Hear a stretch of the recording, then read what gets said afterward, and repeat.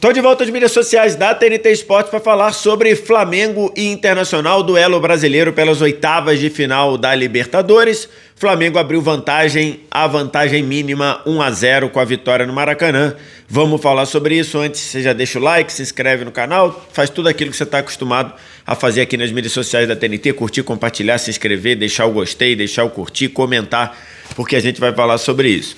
Flamengo e Inter duelaram nesta quarta-feira de noite no Maracanã, jogo de ida das oitavas de final da Libertadores, e o Flamengo saiu com 1-0, um gol de Bruno Henrique no meio do primeiro tempo.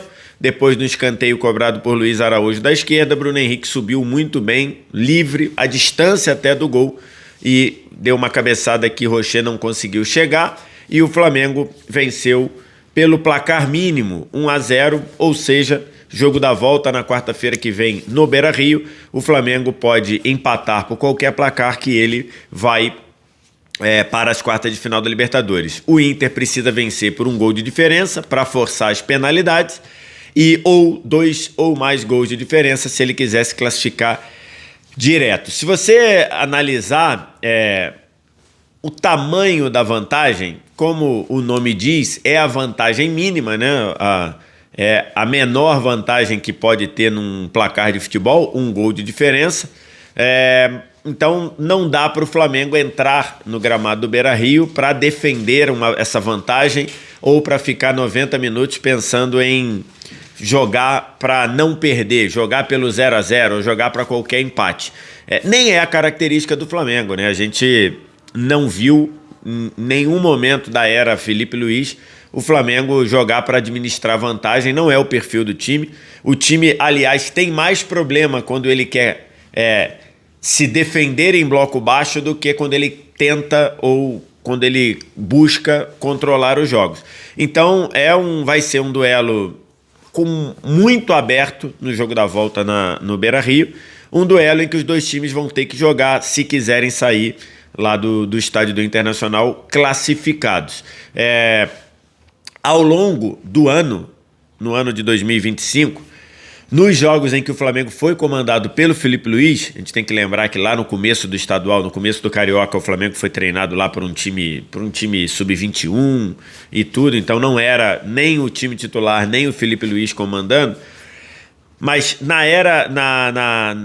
parte da temporada em que o Felipe Luiz foi o treinador e comandou o time, o Flamengo perdeu apenas 4 jogos na temporada.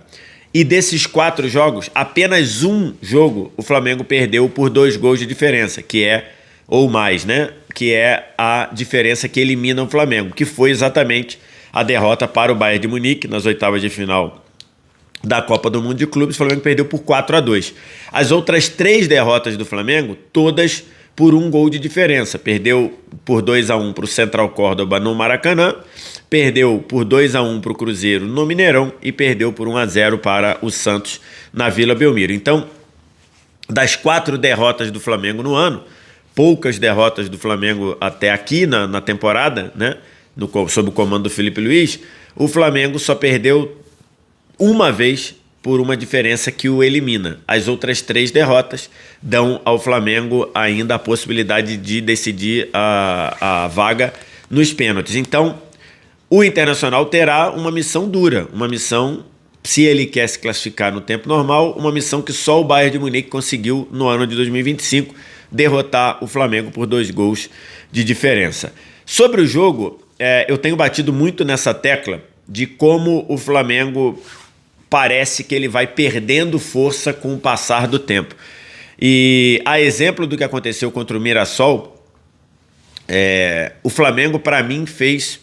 E a exemplo do que aconteceu contra o Ceará também, para a gente pegar os 3 dos últimos 4 jogos do Flamengo, o Flamengo contra o Inter fez um excelente primeiro tempo. Eu acho que o Felipe Luiz pode pegar o primeiro tempo do Flamengo contra o Inter e moldar e mostrar para todo mundo como sendo um primeiro tempo que é o desejo da forma como esse time é montado, da forma como esse time é estruturado. Foi um Flamengo com muita posse de bola, 66% de posse de bola, um Flamengo que finalizou bastante, 10 finalizações, 4 no gol, um Flamengo que abriu o marcador, fez 1-0 com o Bruno Henrique, teve algumas outras oportunidades e, principalmente, não deixou o Internacional jogar. Assim, chamou muita atenção como o Internacional não conseguiu jogar no primeiro tempo. Tem um percentual de aproveitamento de passes do primeiro tempo. O Flamengo teve um percentual de aproveitamento de passes de 86%, que é mais ou menos na média, um pouquinho abaixo ali, geralmente o Flamengo tem 88%, por aí. Mas dentro da normalidade. O Internacional teve no primeiro tempo 72% de aproveitamento de passe. Isso quer dizer que de cada 4 passes que o Internacional tentou, ele errou 1. Para o alto nível, para um jogo de Libertadores, esse percentual ele é baixíssimo. Ele é muito baixo para esse nível de competição, para esse nível. Então, isso mostra que no primeiro tempo o Flamengo fez o que ele deseja fazer com todas as equipes, que é controlar, ser agressivo, ocupar o campo de ataque. Quando perde a bola, recuperar a bola muito rapidamente. Então, no primeiro tempo, a linha defensiva, os 2 zagueiros, o Léo Pereira e o Léo Ortiz, estavam constantemente roubando bola no grande círculo do campo de ataque. E isso gerava o Flamengo a todo momento em cima, o Flamengo tendo muito volume de jogo, ocupando o campo de ataque, e automaticamente, ao ocupar o campo de ataque, ao ficar muito com a bola, ou ao recuperar a bola, o Flamengo não deixar o Internacional ser perigoso. Então, o Inter no primeiro tempo, ele praticamente não teve nenhuma possibilidade de sonhar em fazer um gol. Então, o primeiro tempo foi muito bom do Flamengo, muito bom. Eu achei o primeiro tempo do Flamengo, assim, pelo que o Flamengo quer ser, porque a gente tem que analisar um time muito pelo que ele quer ser, muito pelo que ele consegue executar dentro dessa tentativa. E no segundo tempo, o Flamengo de novo, mais uma vez, o Flamengo caiu demais de produção. O Flamengo já tinha feito um primeiro tempo muito bom contra o Ceará e caiu demais de produção no segundo tempo. O Flamengo tinha feito um primeiro tempo muito bom contra o Mirassol e caiu demais de produção no segundo tempo. E contra o Inter aconteceu a mesma coisa. De igualdade nesses 3 jogos que eu citei, o Flamengo jogou muito bem no primeiro tempo e saiu nos 3 jogos com apenas 1-0 no placar, tendo condição, tendo bola, tendo jogado para fazer mais. E aí acho que isso passa muito o jogo do Flamengo. O Flamengo, pelo que ele pretende ser, ele precisa fazer o 2-0. Porque o 2-0 dá uma margem boa para você manejar o jogo. E no segundo tempo, o Flamengo de novo caiu demais de produção. Tem uma diferença em relação ao Mirassol, e que parte da torcida do Flamengo reclamou demais na minha análise do jogo contra o Mirassol. Inclusive fizemos uma prorrogação aqui na TNT Esportes, no YouTube da TNT Esportes, depois do jogo com o Mirassol, dizendo que eu exagerei demais. Eu não acho que eu exagerei, acho que o segundo tempo do Flamengo contra o Mirassol foi muito ruim, até porque, além de não ter o controle do jogo, o Mirassol teve muitas oportunidades, mas muitas mesmo. E coisa que não fez o Inter. O Inter melhorou no segundo tempo, o Flamengo perdeu capacidade de pressionar, de subir pressão, de encurtar o campo, de jogar com essa linha lá no alto. O Flamengo perdeu a capacidade de recuperar a bola quando pressionava e isso fez o Inter melhorar. O Inter adiantou um pouco as linhas, o Thiago Maia cresceu ainda mais no jogo, o Alan Patrick entrou no jogo, então era um jogador que a todo momento recebia ali naquela região, no meio da intermediária ali, para fazer o time funcionar, para fazer o time aparecer, mas o Inter não levou perigo como levou o Mirassol. O Mirassol teve pelo menos 3 ou 4 grandes chances para empatar o jogo. Fez o gol com o Gabriel, diminuindo de 2-0 para 2-1, e depois ele teve pelo menos mais 3, no segundo tempo como um todo, né? Ou antes ou depois do gol, o Mirassol teve pelo menos 3 ou 4 chances. O Inter não teve. O Rossi só trabalhou em saídas de escanteio, teve uma batida do Bernabé cruzada que ele defendeu embaixo e só. Então a diferença foi: o ritmo do Flamengo caiu demais do primeiro para o segundo tempo, mais uma vez, o que sinaliza uma preocupação para o Felipe Luiz.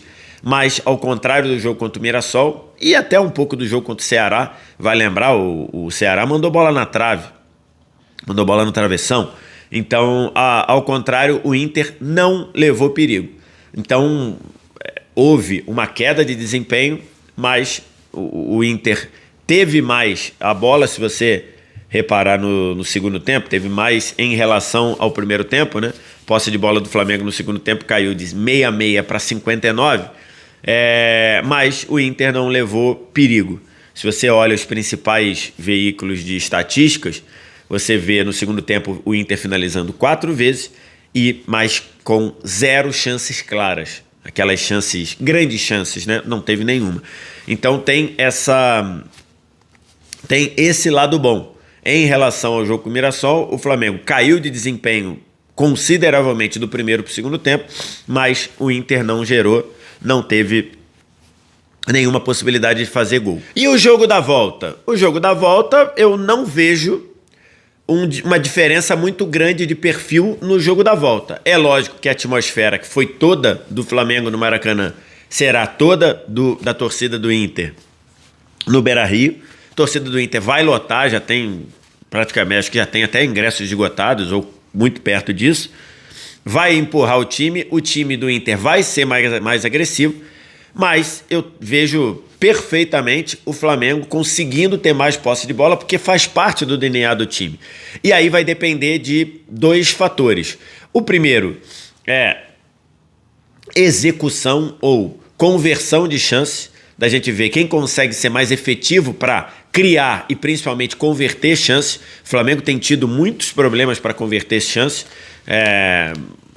O Flamengo faz bem menos gols do que o seu volume de jogo indica que era para ele fazer, e principalmente quem vai estar equilibrado e quem vai estar concentrado para não errar. O jogo de quarta-feira, Inter e Flamengo, vai ser um jogo em que os 2 times vão estar muito prontos para punir erros, para punir vacilos que sejam dados a qualquer momento. Então, conversão de chances e concentração, foco, acho que são as 2 palavras-chave para o jogo de quarta-feira. Continuo achando o Flamengo favorito, como já achava antes, mas é um confronto totalmente aberto. 1-0 o Internacional, qualquer vitória do Internacional, e o Inter tem um retrospecto muito positivo contra o Flamengo jogando no seu estádio. Qualquer vitória do Internacional por 1 gol de diferença leva o jogo para as penalidades. Qualquer vitória do Inter por 2 ou mais classifica o Inter. O que você acha? O que você pensa? Diz aqui embaixo nos comentários, e no mais faz tudo aquilo que você está acostumado a fazer aqui nas mídias sociais da TNT, curtir, compartilhar, deixar o like, deixar o gostei, comentar, seguir, se inscrever, porque importa bastante pra gente esse seu engajamento aqui com as mídias sociais da TNT. Qualquer momento a gente volta. Um abraço. Tchau.